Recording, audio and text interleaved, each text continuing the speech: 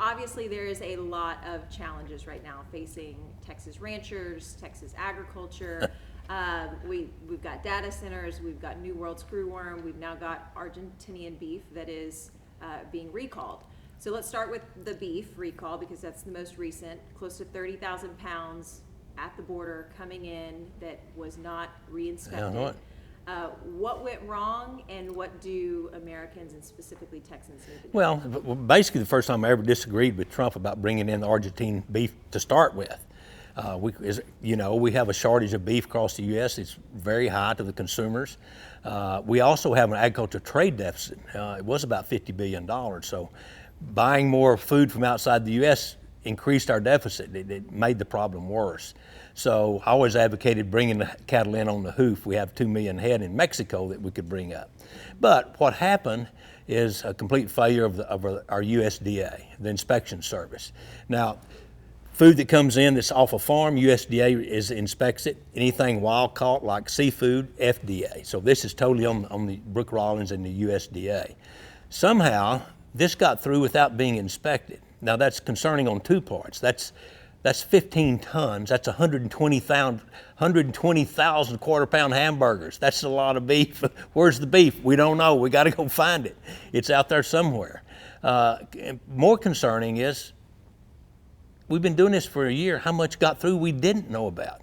How much is out there uninspected that we didn't catch? We caught this one, basically a trailer truck load, 30,000 pounds. So,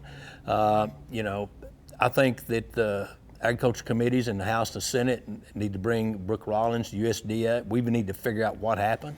We don't need a repeat of this. We've got to get to the problem and fix it. How do you think that problem can be fixed? Well, we've got to figure out how this transpired. How did we get a trailer truck load of beef through our system uninspected? That's a huge gap. That's unacceptable, totally unacceptable. And was this the only load? Is there others out there that's already been consumed? Was it safe? What did we do with it after we found it? We know it went into Texas and Florida, but did it go into any other states? We don't know. And Class 1 recall is this most serious form of recall that can be issued. So what do Texans need to know since this beef is potentially in Texas and Florida? Well, what they need to know is we're trying to find it. I don't know, a lot of it probably got consumed. The sad part about it is this: when it's repackaged and mixed with our beef, it can be labeled product of USA. We don't even know it was from Argentina. That's lying to the American consumer. We need to fix that. Now, USDA has got a voluntary program, but that doesn't we need something permanent. If it comes from beef and pork are the only two items that do not have to have country of origin labeling. But if it comes in, our consumers need to know it's Argentine beef and not American beef. So you had in the past been pretty vocal about Argentine beef in general and just really focusing on Texas ranchers and the beef supply here. So how do you balance, even with this latest issue at hand, how do you balance bringing in beef from out of country with also trying to keep those prices low for consumers, but also keeping ranchers doing the ranching? Well, we need to eat American beef and not be dependent on any foreign country to feed us. We risk losing all of our freedoms if we depend on other countries to feed us. So we need to grow our cattle herd. We can do that through incentives, like a heifer retention tax credit. We do that for our kids. If you have a kid under 17, you get $1,000 off your taxes. Do something like that to the American rancher. Hey, hold a heifer back and we'll give you $500 off your taxes. They would do that. That would rebuild the herd. We can bring in live cattle from Mexico with about 2,000 head down there waiting to come in. First time we've ever closed the border for screwworms. And we're going to gradually open that, but there's a lot of things we can do so that we're not dependent on foreign nations to feed us. You mentioned the threat of the New World screwworm to herds and to cattle and to ranchers in Texas. The first case was documented in Texas in June. What's the latest on that, and where do you see this situation heading? Well, not only has USDA failed to inspect our beef, but they've failed on the screwworm front. We had the screwworm bottled up in 2025, January, in southern Mexico. We could have easily eradicated it if they'd have used all the tools in the tool belt. They decided to use only sterile flies, and it didn't work. We've released 2 billion sterile flies, and we've got more screwworm cases than we ever have. It's not working. It's insanity doing the same thing over and over, expecting different results.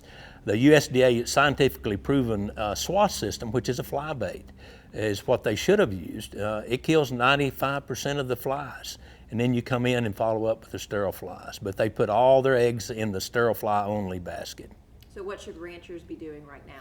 They need to be vigilant. They need to be checking their animals. They need to be administering ivermectin or Dectomax. Those are 2 anti-parasitic drugs that will stop the infection or cure the infection of screwworm fly. You need to maybe reschedule the times of year that you work your cattle when you have open wounds, ear tagging, other dehorning, things like that. Might want to shift your calving schedule or your kidding schedule or lambing schedule if you had sheep, goats, or cattle. One thing that people need to realize, this affects all mammals. We have over 200 in Texas. The number 1 species infected is cattle. The number 2, dogs, your pets. So this is not just a rancher's problem. This is nearly every American family has some type of pet. So watch your pets. You mentioned the sterile fly facility and the sterile fly idea of solving this problem. The government, the federal government, is saying that facility could open in early spring of next year. Do you think that's soon enough, or is that just putting a Band-Aid on the solution? Well, it's delaying the solution. We have the solution, the SWAS system. It's scientifically proven, used for almost 10 years by USDA. Help eradicate the screwworm fly in the 70s and 80s. We need the flies. They're good. Problem is we're producing about 100 million a week, but we need 500 to 700 million a week. It's not very efficient. If you need 700 million sterile flies a week to arrest 2,000 cases, that's not a very efficient system. The fly bait system is 80 to 95% efficient. You mentioned that this also impacts just the typical dog owner, yeah. and people that have other livestock of different kinds. What should they specifically be looking for as far as maybe realizing that their herd or their dog has been impacted? Well, you need to check your pet. Something as small as a tick bite. We are finding the screwworm fly laying eggs in that tick bite. Watery eyes, discharge around the nostril, any discharge on the animal. Check those areas. Make sure that your pets are clean. If you suspect it, take it to the veterinarian, and don't wait. These things mature and can kill a pet or a farm animal in a week or less. Well, if screwworms and Argentinian beef were not enough, we also have data centers that are, of course, making headlines. When we talk about, our resources being limited here, whether it's water, whether it's electricity, if you have a data center, if you have a growing city, and you have farmers and ranchers all vying for these same resources, who should get priority and how should that be determined? Well, they're coming to Texas because we don't have any rules or regulation or oversight. They'd like to buy our very best farmland. Why? It's usually flat, it's cleared, there's water and electricity there for the most part. So that's why I've worked with Congress, and we're introducing a bill called Agriculture Freedom Zones, which will give incentives to build somewhere besides our very best farmland. Once we pave over our farmland, it's gone forever. We don't get that back. And we have a responsibility to feed ourselves and feed the world. But you also mentioned water and electricity. Texas, we're out of water in a lot of places. We lost our sugarcane industry. We can't farm that. We can't grow Pecos cantaloupes in West Texas anymore, no water. Our vegetable growers in the Rio Grande Valley, 1 crop last year. They normally grow 5 or 6. They're filing bankruptcy. So we have to address that problem. Electricity, we hit our maximum load about a week ago, 91 gigawatts. We only produce 109, but the data centers that are coming online and are already online, that demand would be almost 500 gigawatts. That's 5 times more electricity than we can produce. We can't do that. That dog won't hunt. We've got to do something. That's why I called on the governor for 1-year moratorium, which would allow the legislature to meet, put guidelines and guardrails around this industry. Those regulations would take effect in September of 2027. The governor's decided not to do that. I said, well, the next best thing we can do is have a special session, call them in tomorrow, and let's get on top of this. If it's the only thing on the call, we can solve this in less than a week and give it immediate effect. He decided not to do that. Possibly one of the reasons is he's taken millions of dollars from the data center industry. And I even called for him to, you've got a conflict of interest, Governor. You need to return that money. He's neglected to do that. But he comes up with smoke and mirrors and other suggestions that, gives the appearance that he's concerned in doing something. Really, it's not doing anything. Well, we've seen that residents are very vocal about the issue of data centers. Even last night, Fort Worth held a city council meeting, and there were hundreds of speakers that spoke on the issue during the public comment portion, mainly against the issues and mainly not wanting them in their communities.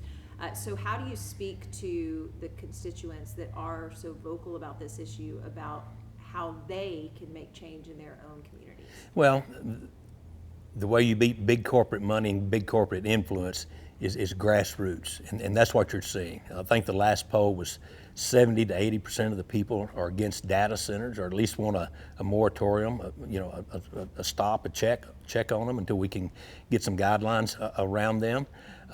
It's one of the hottest issues. We have an election coming up in probably around 90 days. I think some statewide Republicans are probably going to lose because we're not tackling I'm the only statewide attacking the issue of data centers. Democrats are on it, and they're actually right. We need to join them, and we need to put some parameters and guidelines around these data centers. Other things that's going to affect our midterm elections, a lot of rural Texans, and that's who keeps the Republicans in office. We're against the data centers or not data centers only, but school choice and the vouchers. That's turned a lot of people off. We've got people that are upset about the ruling on THC. There's 6,000 businesses that are now going to have to go out of business because they can't sell their product. People have been expecting property tax relief. Basically, the way they see it is we only get lip service. There's no real property tax relief. So we've got all those factors working against the base of the Republican Party. I think this is going to be a lot closer election than most people realize. Right now, Ken Paxton's down about a few points. Dan Patrick's down. The governor's in a dead heat. We better wake up as a party, or we're going to lose our statewide offices. What do you think they're not paying attention to as a party? They're not paying attention to their constituents. We're not hearing the outrage over data centers or property taxes or THC or school choice. I'm not saying that we were wrong on those issues, but you need to listen to the taxpayers and not your political donors. And I'm afraid that's where we are as a party. Any other topics that you think are really important for Texans and specifically North Texans to know about right now? Well, I think we have a potential of a new topic coming up right before the midterm elections in November, and that's these flock cameras. People are starting to wake up and realize that they're being tracked everywhere they go. It doesn't just read license plates, it does facial recognition. We've got all these Abbott's Department of Public Safety, he appoints the executive director, appoints the board members.